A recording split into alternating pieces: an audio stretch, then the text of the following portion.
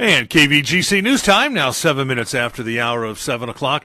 Time for a look at the news for a Tuesday. It's the 21st day of May for 2019. A little bit of rain outside the KVGC studios. That winter weather advisory for the Sierra Nevada above 5,000 feet will remain in effect until about 11 o'clock tonight. Now, according to the National Weather Service, total snow accumulations will range from 3 to 18 inches above 5,000 feet today. Winds will continue to gust up to 45 miles an hour. We're going to check in with JD in just a second for the latest road conditions. Now, these conditions should improve by later on tonight with only a few lingering snow showers off and on throughout the week, but with little or no snow accumulations. JD, what do you have for us in the way of road conditions, chain requirements as of now? Yeah, you know what? No incidents, but we do have chains on Highway 88 and on Highway 4. On Highway 4, R1, chains or snow tires, Tamarack, up to the Mount Reba turnoff. And then on Highway 88, we have R1, chains or snow tires, as low as Cook Station here this morning. Cooks to Hams. And then from that point, Hams up to Pickett's Junction. You're looking at R2, which is chains on all vehicles except four-wheel drive with snow tires on all four. Again, that starts at Hams up to Pickett's Junction. But before that, R1, Cooks up to Hams.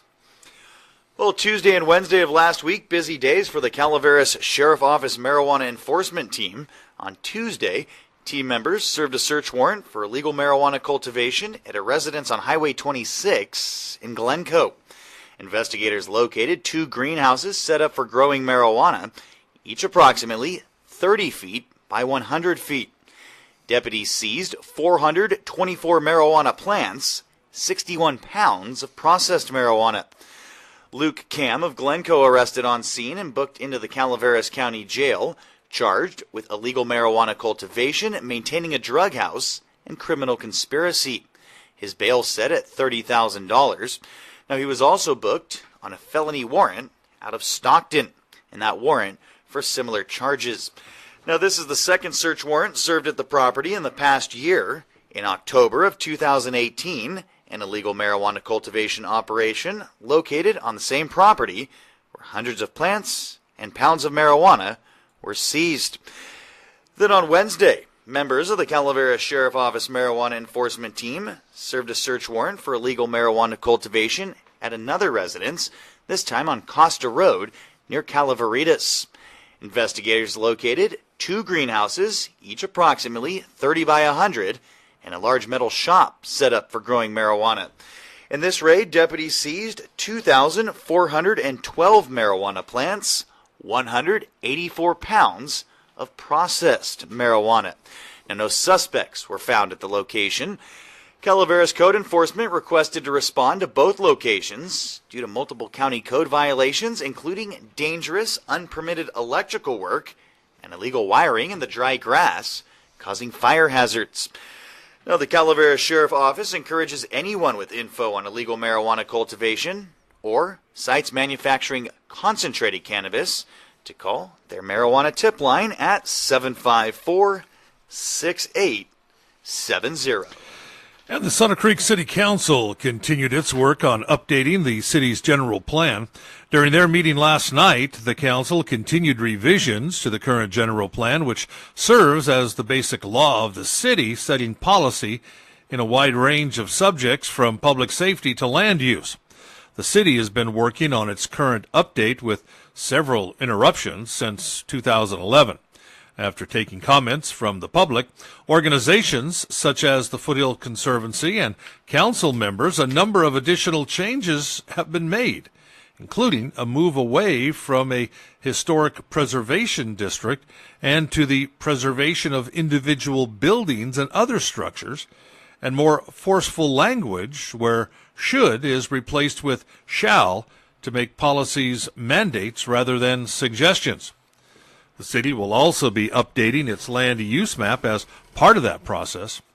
The general plan will make at least one more appearance before the council before its final adoption.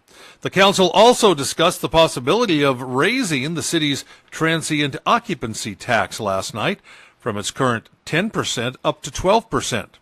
The tax is charged to hotel room stays in the city. If the council wanted to increase the tax, it would need to put it before the city's voters during the next general election, which will be held in November of 2020. And some of Amador County's finest honored this past Saturday by the American Legion Ambulance during the annual First Responders Appreciation Dinner and Awards Night. Now, Amador Sheriff Deputy Casey Wilson named Law Enforcement Officer of the Year. Sheriff Sergeant Adela Place honored as Correctional Officer of the Year. Janelle Leone, Dispatcher of the Year. Carla Halford, Search and Rescue Member of the Year. Now, many other first responders and hospital staff were recognized throughout the evening for their contributions to the community and for their service. And due to the inclement weather and soggy state of Chauncey Indian Grinding Rock State Historic Park, the Jackson Rancheria Band of Miwok Indians have decided to move the 6th annual Chauncey Day celebration into the Grand Oak Ballroom at Jackson Rancheria Casino Resort. The 2 days will continue to be filled with Native American traditions, cuisine, and crafts. The 2-day event will run this Saturday and Sunday, 9 to 4. Now, admission is free and open to the public. The damp weather will not dampen the fun, so come on out that Saturday and Sunday, 9 to 4. 6th annual Chauncey Day celebration, again moved to the Grand Oak Ballroom, but it will continue to be filled with Native American traditions, cuisine, and crafts. And 13-year-old Logan Bush and his frog, the Webbed One, took home first place with a jump 18 feet 6 inches at this year's International Frog Jump, the Calaveras County Fair and Jumping Frog Jubilee. Now, his twin sister Madison and her frog, Jumping Jack Splash, ended up second with a jump just over 18 feet 4 inches. Now, the twins found their winning frogs in an area near the Gustine, Los Banos region and say they'll release the frogs back into the wild later this week. Now, Rosie the Ribbiter's 33-year-old record, 21 feet 5 3/4 inches, will stand for another year. The International Frog Jump, always one of the highlights of the county fair. And that's a look at the local news on a Gold Country Tuesday morning from the KVGC News Center. I'm JD. And I'm Jim Geedy reporting. Remember, for the latest news, traffic, and weather 24 hours a day, to visit our website. That's kvgcradio.com.